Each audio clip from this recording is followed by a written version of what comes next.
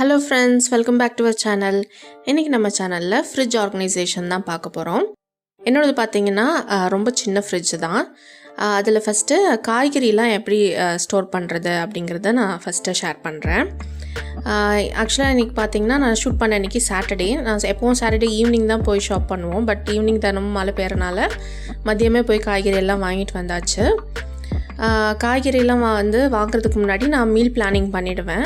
Meal planning 1 வீக்குக்கு பண்ணிவிட்டு 1 வீக்குக்கு நான் என்ன பிளான் பண்ணியிருக்கேனோ அதுக்கேற்ற மாதிரி தான் காய்கறிகள் எல்லாம் வாங்குவேன்.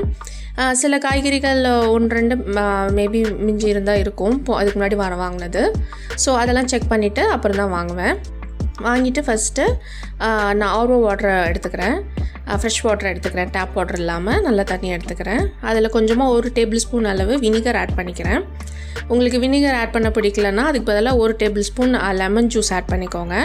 ஆட் பண்ணிவிட்டு எல்லா காய்கறியும் நல்லா வாஷ் பண்ணி எடுத்துருங்க. காய்கறியை ஃபஸ்ட்டே வாஷ் பண்ணி வச்சிடுறது நம்மளுக்கு சமைக்கும் போது நம்மளுக்கு ஈஸியாக இருக்கும். அதே மாதிரி காய்கறிகளை நம்ம மார்க்கெட்டில் போய் தான் நான் வாங்குவேன். வாங்கும்போது பார்த்திங்கன்னா அங்கே நிறைய ஈலாம் வச்சிட்ருக்கோம். ஸோ ரொம்ப அன்ஹைஜீனிக்காக தான் இருக்கும். ஸோ வினிகர் உள்ள வாட்டர் அல்லது லெமன் ஜூஸ் உள்ள வாட்டரில் நல்லா வாஷ் பண்ணி எடுத்துருங்க.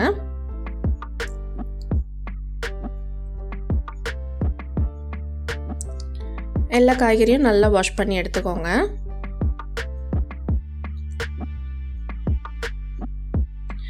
காய்கறியை 1 வாரத்துக்கு நல்லா ஃப்ரெஷ்ஷாக இருக்க மாதிரி எப்படி ஸ்டோர் பண்ணுறது அப்படிங்கிறது டிப்ஸையும் நான் இதில் ஷேர் பண்ணியிருக்கேன். வீடியோ ஃபுல்லாக பாருங்கள், ஹெல்ப்ஃபுல்லாக இருக்கும். அதே மாதிரி தக்காளி எப்பவும் வாங்கும்போது கொஞ்சம் காயாக இருக்கிறது பழமாக இருக்கிறது கலந்து வாங்கிக்கோங்க. அப்போ தான் 1 வாரத்துக்கு நல்லா வரும். காலிஃப்ளவர் அப்படியே வச்சா ஃப்ரிட்ஜில் நிறைய ஸ்பேஸ் ஆக்குபை பண்ணும். ஸோ நான் அதை பெரிய பெரிய ஃப்ளவர்லெஸ்ஸாக கட் பண்ணிக்கிறேன். கட் பண்ணிவிட்டு அதையும் அந்த வினிகர் வாட்டர்லேயே வாஷ் பண்ணிட்டேன். காலிஃப்ளவரில் பார்த்திங்கன்னா நிறைய புழுலாம் இருக்கும். ஸோ வாஷ் பண்ணிவிடுங்க. அடுத்து கொத்தமல்லியை பார்த்திங்கன்னா அது வினிகர் ஆட் பண்ணாமல் வெறுமனே ஃப்ரெஷ் வாட்டரில் மட்டும் வாஷ் பண்ணிக்கிறேன்.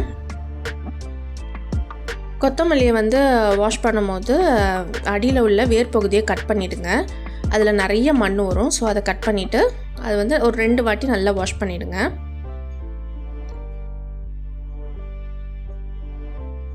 இப்போது வாஷ் பண்ண எல்லா காய்கறியும் ஒரு டவலில் பரப்பி நல்லா காய வைக்க போகிறேன். அட்லீஸ்ட் ஒரு 1 hour நான் நல்லா காய வைப்பேன்.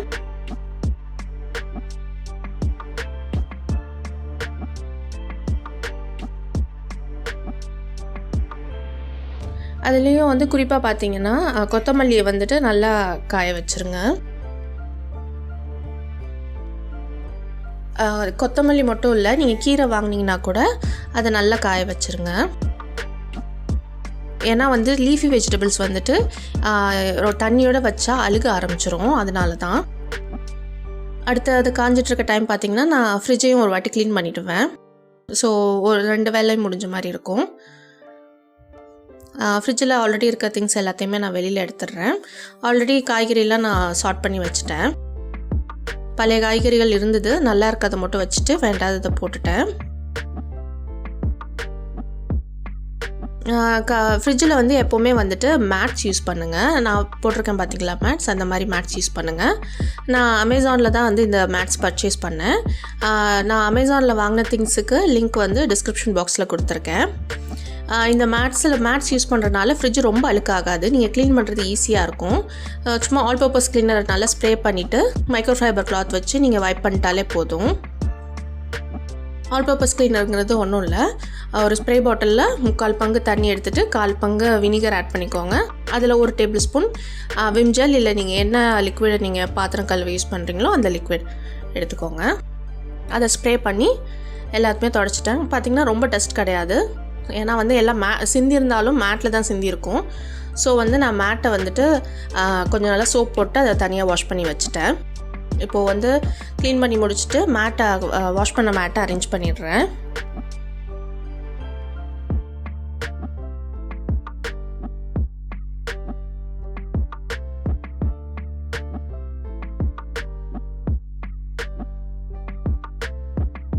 அடுத்து பார்த்திங்கன்னா ஜிஞ்சர் கார்லிக் பேஸ்ட் நான் வீட்டிலே பண்ணி வச்சுருவேன். கடையில் வாங்குறது கிடையாது. ஜிஞ்சர் கார்லிக் பேஸ்ட் பண்ணும்போது ரொம்ப நாள் வரணும்னா ஜிஞ்சர் கார்லிக்கோட தண்ணி ஆட் பண்ணாமல் கொஞ்சம் ஆயிலும் கொஞ்சம் லெமன் ஜூஸும் சேர்த்து கிரைண்ட் பண்ணிட்டீங்கன்னா 2 வீக்ஸ்க்கு மேலே உங்களுக்கு நல்லா வரும். அடுத்து பார்த்திங்கன்னா காய்கறி எல்லாம் ஸ்டோர் பண்ணிடலாம். இது பார்த்திங்கன்னா ஃப்ரிட்ஜிலே வர அந்த ட்ரே, காய்கறி வைக்கிற ட்ரே. இதில் வந்துட்டு நான் இந்த மாதிரி செட் ஆஃப் 5 இந்த மாதிரி பார்ட்டிஷன்ஸ் பண்ணுறதுக்காக இதை வாங்கினேன். எனக்கு வந்து மெஷ் பேக்ஸில் போட்டு வைக்கவோ இல்லை ஜிப்லாக் பேக்ஸோ எனக்கு செட் ஆகலை. எனக்கு கவரில் வைக்கிறது அவ்வளோ பிடிக்கல, கொஞ்சம் சீக்கிரம் அழுகி போயிடுற மாதிரி இருக்குது காய்கறி. ஸோ இந்த பிளாஸ்டிக் கண்டெய்னர்ஸ் வந்து செப்பரேட் பண்ணுறதுக்கு வாங்கிட்டேன். அமேசானில் தான் வாங்கினேன், லிங்க் டிஸ்கிரிப்ஷன் பாக்ஸில் இருக்குது. இதில் வந்துட்டு கொஞ்சம் ஹார்டி வெஜிடபிள்ஸ்லாம் வந்து தனித்தனியாக செப்பரேட் பண்ணி வச்சுக்கிறேன். இது வந்து ரொம்ப கம்ஃபர்டபுளாக இருக்குது இந்த மாதிரி செப்பரேட் பண்ணதுக்கப்புறம்.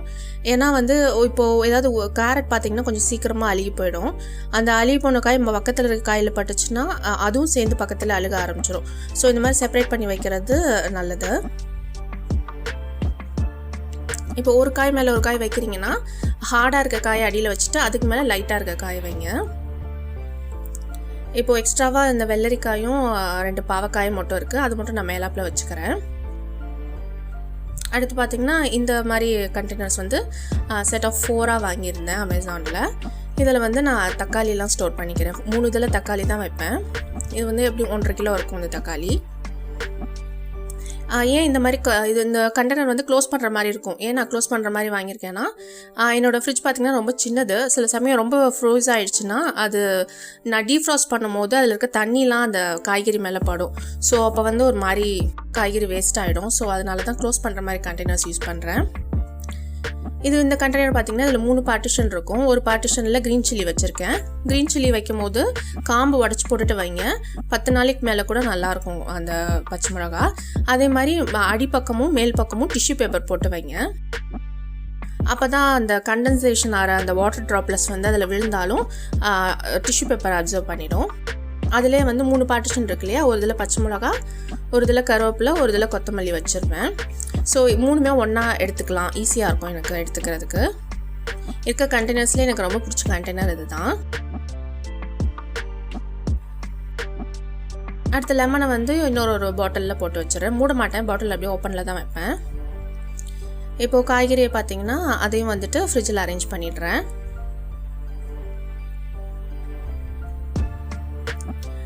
நான் இது எல்லாத்தையும் அரேஞ்ச் பண்ணிவிட்டு கடைசியாக நான் என்னென்னலாம் எந்தெந்த ரேக்கில் என்னென்ன வச்சுருக்கேன் அப்படிங்கிறத உங்களுக்கு சொல்கிறேன். நான் ஃபஸ்ட்டு காய்கறி எல்லாம் ஓப்பன் ட்ரேயில் தான் வச்சுருந்தேன். பட் அது ரொம்ப அன்கம்ஃபர்டபுளாக இருந்தது. அடிக்கடி காய்கறி வந்து வேஸ்ட் ஆகிடுச்சு. ஸோ அதனால தான் இந்த க்ளோஸ்ட் கண்டெய்னர் யூஸ் பண்ணுறேன். அது ரொம்ப யூஸ்ஃபுல்லாக இருக்குது, ட்ரை பண்ணி பாருங்கள்.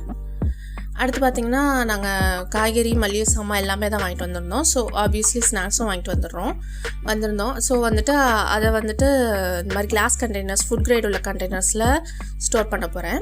இது ஏன்னா இதை ஃப்ரிட்ஜில் வைக்க போகிறேன். கேக் வாங்கிட்டு வந்திருந்தோம். ரொம்ப நாள் கழித்து பேக்கரியில் இந்த ஹனி கேக் பார்த்தேன். ஸோ ஹனி கேக் வாங்கியிருந்தேன். அப்புறம் பார்த்திங்கன்னா ஜாம் ரோல்ஸ் வாங்கியிருந்தேன். இந்த கண்டெய்னரும் இப்போ ரீசெண்டாக தான் அமேசானில் வாங்கியிருந்தேன். அந்த பிளாஸ்டிக் கண்டெய்னர்ஸ் தான் முன்னாடி யூஸ் பண்ணிகிட்டு இருந்தேன். பட் அதை கிளாஸ் கண்டெய்னர்ஸ்க்கு மாற்றணுன்ட்டு அதை மாற்றிருந்தேன். வீட்லேயுமே வந்து நான் முன்னாடி சொல்லியிருந்த மாதிரி எல்லாமே கிளாஸ் கண்டெய்னர்ஸாக சேஞ்ச் பண்ணிட்டேன், எல்லா மளிகை சாமானியும். அந்த வீடியோ கூடிய சீக்கிரம் சேனலில் ஷேர் பண்ணுறேன். இப்போ பார்த்தீங்கன்னா ஃப்ரிட்ஜ் மேலே என்ன இருக்குன்னு சொல்கிறேன். ஃப்ரிட்ஜ் மேலே நான் இந்த கவர் மட்டும் போட்டு வச்சுருக்கேன். இது அமேசானில் வாங்கினது தான். இது மேலே பார்த்தீங்கன்னா ஒரு பாக்ஸ்லேயே என் பையனோட டானிக்ஸ் மட்டும் வச்சுருக்கேன். அது போக சும்மா 2 டெக்கார் பீஸ் இருக்குது. வேறு எதுவுமே ஃப்ரிட்ஜ் மேலே நான் வைக்க மாட்டேன் முடிஞ்ச அளவுக்கு. அப்புறம் சைடில் 3 பாக்கெட் இருக்கும். அதில் ஒரு பாக்கெட்டில் பார்த்தீங்கன்னா இந்த ஓப்பன் பண்ண பேக்கெட்ஸ்லாம் க்ளோஸ் பண்ணுறதுக்கு கிளிப்ஸ் இருக்கும் இல்லையா, அந்த கிளிப்ஸ் போட்டு வச்சுருக்கேன். அடுத்த பாக்கெட்டில் என் பையன் அடிக்கடி பலூன் கேட்பான். ஸோ அவனுக்கு எட்டாத மாதிரி இருக்கிறது அதுதான். ஸோ அந்த இடத்துல பலூன்ஸ் போட்டு வச்சுருக்கேன். அது பக்கத்தில் பார்த்திங்கன்னா லேபிள்ஸ், எனக்கு லேபிள் பண்ணுறதுனா ரொம்ப பிடிக்கும். ஸோ வந்துட்டு லேபிள்ஸ் கொஞ்சம் எக்ஸ்ட்ராவாக வாங்கி வச்சுருக்கேன். அப்புறம் அந்த சைடு 3 பாக்கெட்ஸ் இருக்குது. அதில் அந்த பாக்கெட்ஸ்லாம் எதுவும் இல்லை. ஒரு பாக்கெட்டில் மட்டும் ஃப்ரிட்ஜோட கீ இருக்குது. வேறு எந்த பாக்கெட்லேயும் வேறு எதுவும் போட்டு வச்சிடல. அதே மாதிரி ஃப்ரிட்ஜோட ஃப்ரண்ட்டில் பார்த்தீங்கன்னா எந்த மேக்னெட்ஸும் நான் ஒட்டியிருக்க மாட்டேன். ஃபஸ்ட்டு பார்த்திங்கன்னா ஃப்ரீசர் வந்துட்டு நான் டீஃப்ராஸ்ட் பண்ணாமல் வச்சுருக்கேன். டீஃப்ராஸ்ட் பண்ணணும். அதில் வந்து க்யூப்ஸ் மட்டும் தான் வச்சுருக்கேன், வேறு ஒன்றும் இல்லை.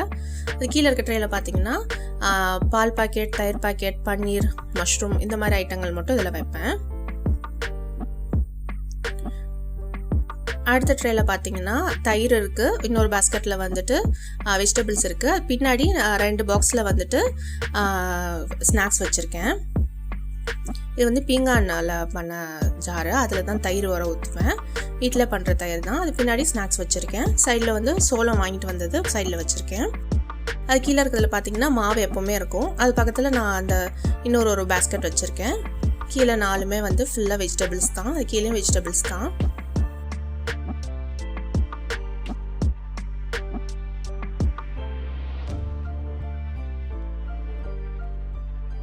அப்புறம் சைடில் பார்த்திங்கன்னா மேலே வந்துட்டு எக்ஸ் இருக்கும்.